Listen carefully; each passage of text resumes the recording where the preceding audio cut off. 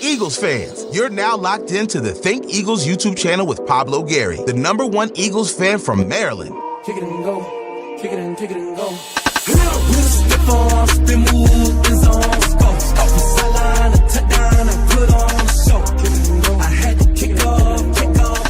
Kick it and go. I had to kick off, and go. We'll step on, spin, move, and zone, go. Let's go. Eagles on 3, 1, 2, 3. There you go. E-A-G-L-E-S, Eagles!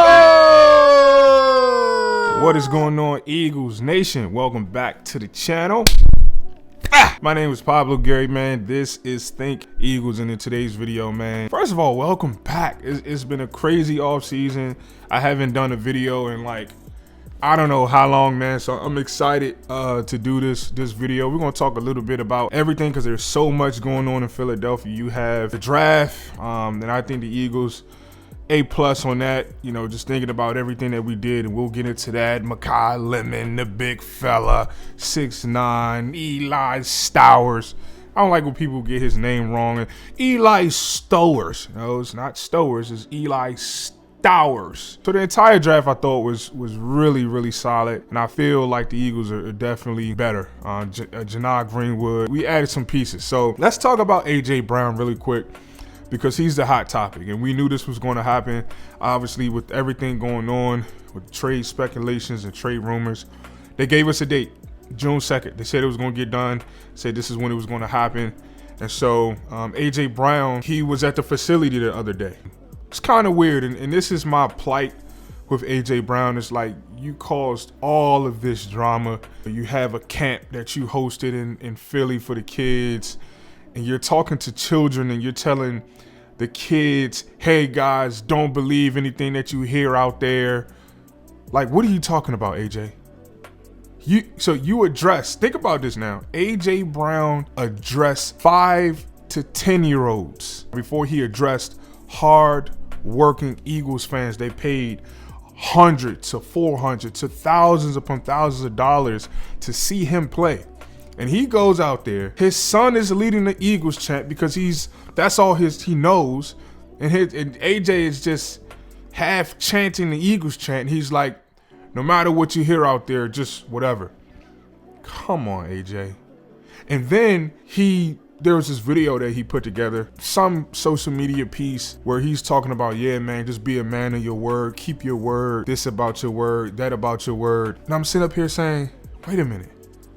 A.J. Brown has a video where after he signed his $100 million contract, where he's addressing Eagles fans and he's saying, hey guys, when it's all said and done, I'm going to retire a Philadelphia Eagle. When I hang my cleats up, it is going to be in the Eagles jersey. So I'm saying, well, on one hand, you're saying that you're going to retire an Eagle. On the other hand, you're saying you and your team have, discussed potential trade options with Howie Roseman and the Eagles. And then you give us this social media piece where you're telling us to be a man of your word. I am done trying to understand A.J. Brown. At this point, he might just stay. Because I don't know, if he gets traded, he might need, and I don't take mental health lightly, but seriously, guys, he might need to see somebody. Because it's just like you're saying one thing with your tongue on Monday, you're saying another thing with your, you know what I mean? It's like, it's something different on Tuesday, and Friday you forgot what you said throughout the whole week. So this whole saga with A.J. Brown, it's just nuts, man.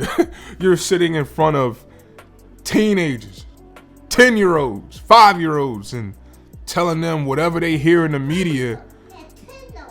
Yeah, that's why you guys hear my son in the background. He's about to be 5. Shout out to my son. His birthday is May 21st. He's excited to. I'm telling the world about you. I'm telling everybody at your birthday. Birthday soon. Yep, absolutely. All right. So, yeah, man, A.J. Brown, I don't get it. But let's try to move on. And I feel like Eagles fans have. It's so weird. I feel like A.J.'s like, you cheated on us, right? You stepped out, and then you came back home. You popped up back to the facility to see what we had going on, to see if we moved on to a new thing. And we actually did.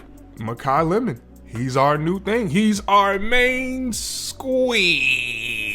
Hey, yo!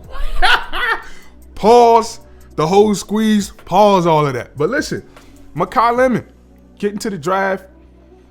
When the Eagles first selected him, I was like, only because I felt like our wide receiver room was stacked. Smitty, Wicks, Hollywood, Elijah. You got Johnny Wilson coming back. A lot of Eagles fans are like, yo, don't forget about Darius Cooper, right? So I'm like, okay, well, we traded 2 4th-round picks to go get Makai. He was ranked in some mock drafts as the #1 wide receiver in the entire draft. They had him ranked 8 overall. I didn't know that he was ranked that high. So I just think, he's been a fresh of breath air. There was this photo where I think he's in the car leaving the draft, and there's like a tear rolling down on his face, and it's just like, man, this kid's 21 years old, happy to achieve his dream, happy to be an Eagle.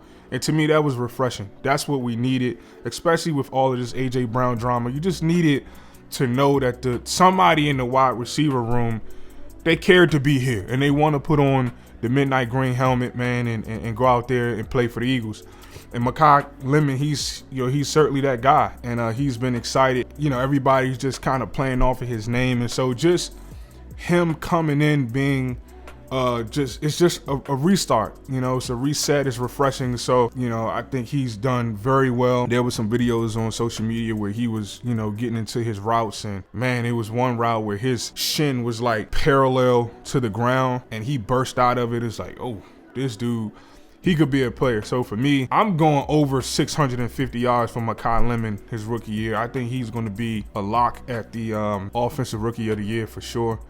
I think he'll get that easy. 2nd round pick, Eli Stowers. You address the current need, having a backup tight end. Now you're not thinking about your future tight end. He's your guy. Eli Stowers wearing Brent Selleck's old number, 87. It was a little weird when Makai got number 9. Honestly, I don't know if Nick Foles would have gave Eli Stowers number 9. So turning 6 upside down, it's a 9. So yeah, man, Smitty 6, he's 9. It's refreshing to see, man. So Eli Stowers, then the big fella, Markel Bell, 6'9". It would be really crazy if the Philadelphia Eagles can develop this kid, man. 6'9", 300 pounds, can move, 21 years old, has a really good upside. I like Markel Bell. I really do. I like his mentality. He reminds me of an old soul. He's a young guy, but has an old soul. I don't know why, but he gives me a touch of Jason Peters a little bit. Not sure. Not on the field, just how Jason Peters, his mentality, how he was wired. Like he was coming in to work. That's all he cared about was the work. So Markel Bell seems to be of that sort of cut from that cloth. So I love his personality, 21, 6'9". He has the potential to come in. I mean, what a perfect situation. Jordan Mailata, Lane Johnson, a Hall of Famer. First ballot Hall of Famer that you get to come in and learn from. No difference than what the Eagles did for Cameron Jurgens, putting him behind first ballot Hall of Famer Jason Kelce. Right, so this is close to the vest for the Eagles. This is what we do. We just kind of stuck to what we like. And so if the Eagles can develop this kid and go into next year's draft and you already have your replacement for Lane Johnson, man, because everybody was saying, no, we got it, Lane. Everybody was sort of panicking. We got to find Lane's replacement. We're scattered. I'm like, relax. 3rd round pick, Philadelphia Eagles select Markel Bell. I'm like, and it was so crazy.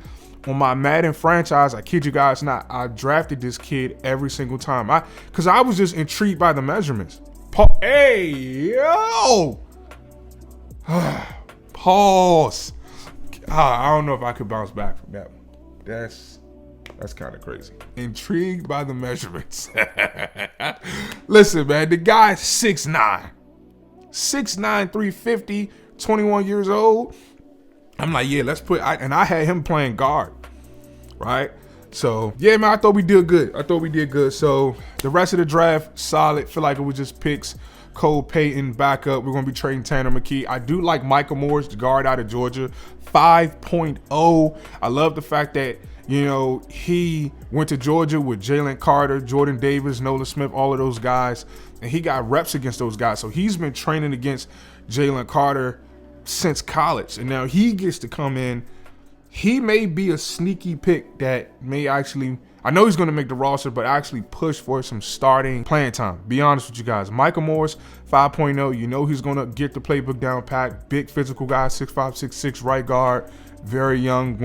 If you go against Jordan Davis and Jalen Carter in college at 17 years old, I have no doubt you'll be able to transition to this to the next level and have some sort of success.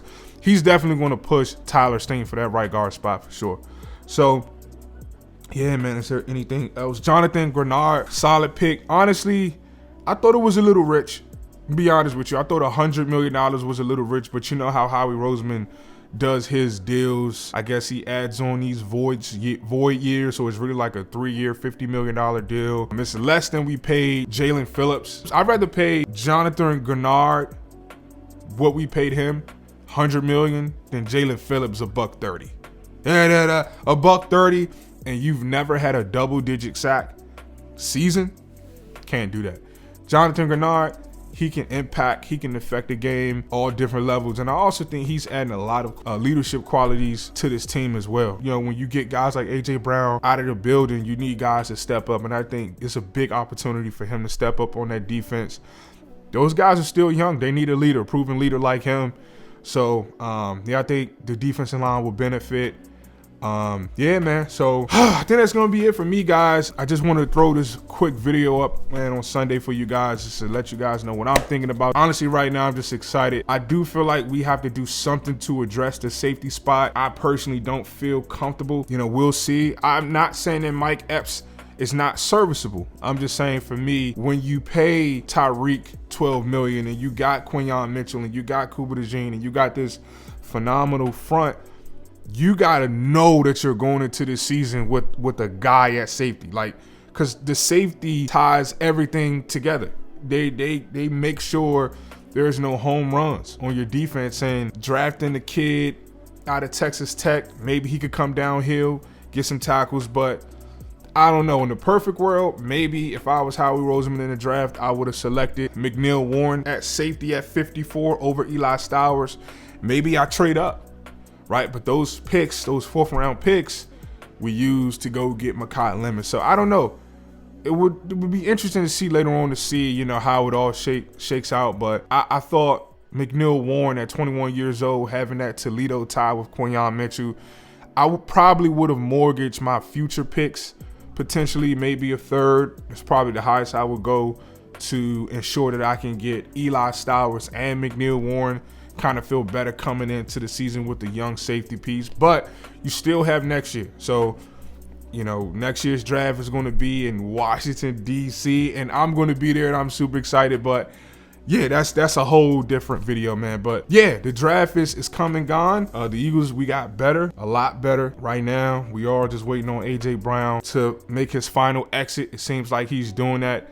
It's sad that Eagles fans he's going to address us via social media, and that's just, as a man, that's just not something you do. The fact that you address children before you address grown adults, to me, something about that just doesn't sit with me. But again, I'm not AJ Brown. I think he's a great player. I think he's a great guy, great man.